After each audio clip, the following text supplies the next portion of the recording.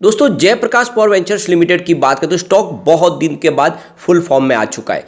आज बहुत ही जबरदस्त वॉल्यूम में कामकाज हुआ है और अच्छी खासी खरीदारी भी हुई है। यहाँ पे सिर्फ जेपी पावर की बात नहीं है, जेपी एसोसिएट में भी हमें लगभग 10% की जबरदस्त तेजी देखी है। इसका मतलब यह है कि कुछ फिर से बात पटरी पे आ चुकी है, यानी आने वाले समय में जेपी पावर और जेपी एसोसिएट का सारा टेंशन खत्म होता हुआ दिखाई दे रहा है। तो यहाँ पे खरीदारी किसने की है और क्या आने वाले समय में अब जेपी पावर में फिर से तेजी की संभावना बनेगी? जिस तरह से पिछली बार जब न्यूज़ निकल कर आई थी उसके बाद में स्टॉक जो दौड़ना शुरू हुआ था, क्या फिर से वैसी संभावना बनेगी? दूसरी तरफ अगर आप देखें तो निफ्टी एनर्जी में गिरावट थी, उसके बावजूद भी पॉजिटिव सिग्नल निकल के आए और यहाँ पे स्टॉक ने जबरदस्त खरीदारी की संभावनाओं के साथ में एक बड़ी शानदार क्लोजिंग दिखाई है। तो क्या आने वाले समय हम यहाँ पे कुछ पॉजिटिव संभावना देख सकते हैं? वैसे जेपी पावर की बात करें तो कंपनी ऑलरेडी इस बार काफ़ी अच्छा रिजल्ट दिखा चुकी है, उसके बावजूद भी इसकी प्राइस नहीं बढ़ी। सबसे बड़ी बात तो यह है कि कंपनी अपनी बुक वैल्यू से नीचे स्टॉक रन करता हुआ दिखा रही है, उसके बावजूद भी इसकी प्राइस नहीं बढ़ रही है। तो ये आप समझ ले सकते हैं कि आने वाले समय जैसे ही कोई पॉजिटिव ट्रिगर आएगा तो स्टॉक में तेजी जरूर बनेगी। तो क्या इस समय इन्वेस्टमेंट करना चाहिए? क्योंकि कोविड काल में स्टॉक ₹1 से भी नीचे था, उसके बाद में इसने अच्छा खासा रिटर्न भी दिया। क्या वैसी संभावना फिर बनेगी? इन सारी बातों को जानेंगे इस वीडियो के माध्यम से। सबसे पहले अगर हम BSE सेंसेक्स की बात करें तो क्लोजिंग 61,418 पर हुई। 274 पॉइंट की हमने तेजी देखी, 0.45% लगभग आधा परसेंट की तेजी। तो काफ़ी दिन के बाद देखें तो जैसे पॉजिटिव क्लोजिंग भी देखने को मिली है, बाजार में पॉजिटिव मूवमेंट था, लेकिन निफ्टी एनर्जी में आज हमें गिरावट देखने को मिली है। आप देख सकते हो निफ्टी एनर्जी 26,050 के स्तर पे करीब 0.35% की गिरावट थी। तो एनर्जी सेक्टर में गिरावट थी और उसकी वजह से देखें तो पावर सेक्टर के शेयर उसमें गिरावट थी। उसके बावजूद भी जयप्रकाश पावर वेंचर्स लिमिटेड में हमने बहुत ही शानदार तेजी देखी। आप देख सकते हो स्टॉक की क्लोजिंग 7.60 पर रही है और ये सबसे बड़ी बात है कि दिन के हाई पे इसने क्लोजिंग दी है, यानी आप देख सकते हो इसमें बिल्कुल एक तरफा दौड़ा है स्टॉक और 5.56% की ज़बरदस्त तेजी दिखाई है। और जैसे ही यहाँ पे देखो तो कुछ पॉजिटिव अंदर की खबरें निकल कर आई, उसके बाद में यहाँ पे खरीदारी शुरू हुई और बड़े फंड हाउस ने यहाँ पे जम के खरीदारी की है और नतीजा ये रहा कि पूरे बाजार में वॉल्यूम के मामले में ये नंबर 3 पे आ गया। और जैसे कि आप देखें तो खरीदारी इसकी दोपहर के बाद ज़्यादा शुरू हुई है और काफ़ी शानदार खरीदारी हुई, क्योंकि 12-1 बजे के पहले देखें तो यहाँ पे वॉल्यूम के मामले में ये नंबर 5 के अंदर कहीं पर भी नहीं था, लेकिन उसके बाद में यहाँ पे पॉजिटिव माहौल बनना शुरू हुआ और स्टॉक एक तरफ से देखें तो बहुत तेज़ी से खरीदारी शुरू हो गई और स्टॉक एक तरफा दौड़ा है।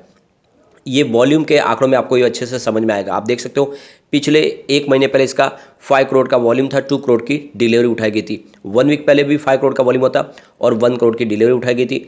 कल 4 करोड़ का वॉल्यूम होता, 1 करोड़ की डिलीवरी उठाई गई थी। मतलब एक तरह से देखते स्टॉक बिल्कुल स्टेबल हो गया था, साइलेंट मोड पे चला गया था, लेकिन आज अचानक उसमें एक्टिविटीज़ बढ़ी है बहुत ही ज़बरदस्त, यानी रोज़ के वॉल्यूम से 4 गुना ज़्यादा वॉल्यूम हुआ है, यानी आज 20 करोड़ का वॉल्यूम हुआ है। और ये भारी वॉल्यूम होने के पीछे वजह यह है कि बड़े फंड हाउस ने आज जम के खरीदारी की है। अब यहाँ पे सिर्फ जेपी पावर की बात नहीं है, जेपी एसोसिएट में तो उससे भी शानदार तेजी बनी है, यानी आप देख सकते हो 9.60 और यहाँ पे आप देख सकते हो लगभग 10% की ज़बरदस्त तेजी। अब ये इतनी बड़ी तेजी के पीछे वजह यही हो सकती है कि फिर से वो बातें निकल के आ रही है, क्योंकि कंपनी अपने सीमेंट के बिजनेस को बेचना चाहती है। और यहाँ पे आप देख सकते हो कि सीमेंट ग्राइंडिंग का जो बिजनेस है इनका, उसमें दोनों की पार्टनरशिप है। और ऐसे में जेपी एसोसिएट की बात करें तो ऑलरेडी कंपनी बहुत ज़्यादा कर्ज में है, लेकिन जयप्रकाश पावर वेंचर्स लिमिटेड की बात करें इनकी कंपनी लगातार अपने कर्ज को कम कर चुकी है, कंपनी प्रॉफिट में भी है, लेकिन अपने सीमेंट के बिजनेस को बेच के कंपनी पूरी तरह से डेट फ्री होना चाहती है।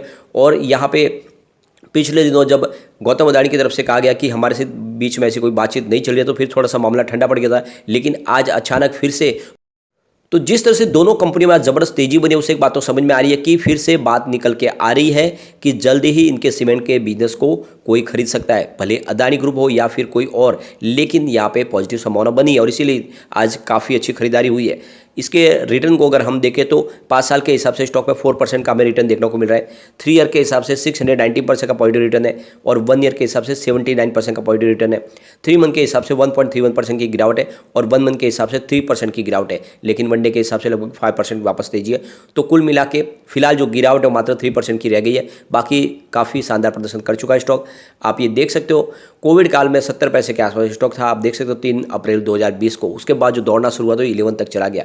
और आपको पता होगा तो ये मैंने लगातार आपको सजेस्ट किया जब इसकी प्राइस ₹2 से भी नीचे थी और ये 11 तक जाके भी आए। और मैंने लगातार जो मेरे वीडियो देखते हैं उनको मैंने प्रॉफिट बुकिंग के लिए बोला हुआ था, पहले भी ₹9 के आसपास काफ़ी लोग प्रॉफिट बुकिंग कर चुके, कुछ लोग रह गए तो स्टॉक फिर नीचे आए, लेकिन जल्दी ये स्टॉक फिर से 2 डिजिट में जाएगा, संभावना पॉजिटिव बनती जा रही है। आप देख सकते हो कि विश्व में भले ही जो स्लो डाउन है उसका इफेक्ट देखने को मिल रहा है, पावर सेक्टर की कंपनियों को बहुत ज़्यादा उसका इफेक्ट देखने को मिला है, लेकिन इंडिया में उतना ज़्यादा नहीं है।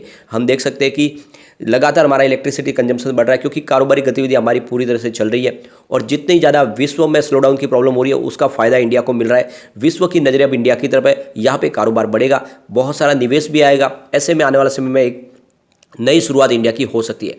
आज अगर हम देखें तो जो खरीदारी हुई है वो हमारे इंडिया के बड़े फंड हाउस की तरफ से या म्यूचुअल फंड की तरफ से हो सकती है, क्योंकि आज एफआई ने अपनी बिकवाली की है। आज अगर हम देखें तो यहाँ पे करीब 7,288 रुपीज़ की नई खरीदारी की है एफआई ने। सामने उन्होंने करीब 7,986 करोड़ रुपीज़ की बिकवाली की। इस तरह से उनकी जो बिकवाली निकल के आई है वो 697 रुपीज़ की है। तो आज उन्होंने खरीदारी के बजाय बिकवाली की है।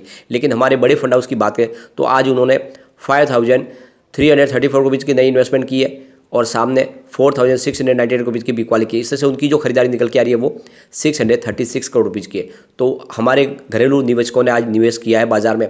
यहाँ पे कुछ बड़ी डील हुई है, उनको हम डिस्कस करेंगे, जिससे आपको पता चलेगा कि आज वाकई में यहाँ पे जम के खरीदारी हुई है और बड़े फंड हाउस ने आज बहुत ही शानदार खरीदारी की है। तो 10:52 पर 7.30 की प्राइस से 15,35,000 शेयरों की बड़ी खरीदारी हुई। उसके बाद 12:03 पर 7.35 की प्राइस से 33 लाख शेयरों की एक और बड़ी खरीदारी हुई। फिर 12:06 पर 7.40 की प्राइस से 19 लाख शेयरों की एक और बड़ी खरीदारी हुई। फिर 12:12 पर 7.45 की प्राइस से 39 लाख शेयरों की बहुत बड़ी खरीदारी हुई, जम के खरीदारी हुई है। उसके बाद 12:19 पर यहाँ पे 7.50 की प्राइस से 43 लाख शेयरों की ज़बरदस्त खरीदारी हुई है। उसके बाद अगर आप देखें तो 12:26 पर 7.55 की प्राइस से 16 लाख शेयरों की एक और बड़ी खरीदारी हुई। और उसी समय 12:26 पर 7.60 की प्राइस से 22 लाख शेयरों की एक और बड़ी खरीदारी हुई। और आप देख सकते हो प्राइस उसकी वजह से लगातार जो बड़ी खरीदारी हुई इसकी वजह से प्राइस बढ़ गई। फिर 12:28 पर 7.50 की प्राइस से 26 लाख शेयरों की एक और खरीदारी हुई। उसके बाद देख सकते हो आप यहाँ पे 2:01 पर 7.50 की प्राइस से 30 लाख शेयरों की एक और शानदार खरीदारी हुई। और उसके बाद 2:02 पर 7.50 की प्राइस से ही 34 लाख शेयरों की एक और बड़ी खरीदारी हुई। तो जम के खरीदारी हुई है और किसी बड़े फंड हाउस ने आज बिल्कुल भी प्रॉफिट बुकिंग नहीं की है, नहीं यहाँ पे कोई बड़ी बिकवाली की है, सारी की सारी खरीदारी है। और इससे समझ में आ रहा है कि अब तेजी की संभावना फिर से बन सकती है और स्टॉक वाकई मजबूत है, क्योंकि अपनी बुक वैल्यू से आपको नीचे मिल रहा है, कंपनी प्रॉफिट मेकिंग है और रिजल्ट काफ़ी अच्छा बताया। यहाँ पे आप देखिए तो प्रमोटर की होल्डिंग फिलहाल 24% के आसपास है। इंश्योरेंस कंपनी की होल्डिंग यहाँ पे 1.38% की है। अब यहाँ पे अगर हम एफआई की बात करें तो 2.83% की होल्डिंग थी जून क्वार्टर में, जो Q2 में सितंबर बढ़ के 3.38% हो गई। तो यहाँ पे देख सकते हो एफआई ने अपनी होल्डिंग को बढ़ाया है। इसके अलावा अगर देखें फाइनेंशियल इंस्टीट्यूशन यानी बैंक की होल्डिंग तो 21.74% थी जून क्वार्टर में, फिलहाल 20.8% हुई। तो यहाँ पे यानी बैंकों ने अपनी होल्डिंग कुछ कम की है। इसके अलावा जो रिटेल इन्वेस्टर है उनकी होल्डिंग आपको थोड़ी सी मामूली बढ़ती हुई दिखाई देगी। 40.14% की होल्डिंग थी जून क्वार्टर में, फिलहाल 40.19% है। लेकिन यहाँ पे जो हमारे बड़े फंड हाउस है उनकी होल्डिंग आपको बढ़ती हुई दिखाई देगी, यानी 9.91% की होल्डिंग थी जून क्वार्टर में, फिलहाल 10.25% हो गई है। तो हमारे जो इंडिया के जो बड़े फंड हाउस है वो यहाँ पे भरोसा करें स्टॉक पे और निवेश करें। और आज भी खरीदारी हमारे बड़े फंड हाउस की तरफ से हो सकती है, स्पेशली ये म्यूचुअल फंड की होल्डिंग हो सकती है, म्यूचुअल फंड की तरफ से खरीदारी की जा सकती है। और इसी वजह से आज पूरा का पूरा पॉजिटिव माहौल बना है। यहाँ पे देख सकते हो इसकी रेटिंग भी अभी काफ़ी अच्छी हो चुकी है। मास्टर रेटिंग इसकी 5 स्टार में से 3 स्टार की रेटिंग निकल के आ रही है। इसकी ईपीएस स्ट्रेंथ 5 स्टार में से 3 स्टार की रेटिंग है और इसकी बायर डिमांड यहाँ पे 5 स्टार में से 4 स्टार की रेटिंग निकल के आ रही है। इसकी प्राइस स्ट्रेंथ भी 5 स्टार में से 3 स्टार की रेटिंग है। ग्रुप रैंकिंग के मामले में थोड़ा सा एवरेज है, यानी 5 स्टार में से 2 स्टार की रेटिंग। कुल मिलाकर इसकी रेटिंग काफ़ी अच्छी है। तो ऐसे में यहाँ पे इन्वेस्टमेंट किया जा सकता है। स्टॉक मजबूत लग रहा है, आने वाले समय डेफिनेटली आपको बहुत ही अच्छा रिटर्न देखने को मिल सकता है। नजरिया अभी सिर्फ लॉन्ग टर्म का रखे तो ये स्टॉक आपको मालामाल कर सकता है। शॉर्ट टर्म के लिए निवेश करने से बचे। लेकिन फ्रेंड, कोई भी इन्वेस्टमेंट करने से पहले अपने फाइनेंशियल एडवाइजर के बारे में ले ले या अपना खुद का रिसर्च करें, क्योंकि मैंने वीडियो आपके एजुकेशनल पर्पज के लिए ही बनाया। वीडियो पसंद आए तो लाइक से जरूर कीजिए और चैनल को सब्सक्राइब कर दीजिए। Thank you friend.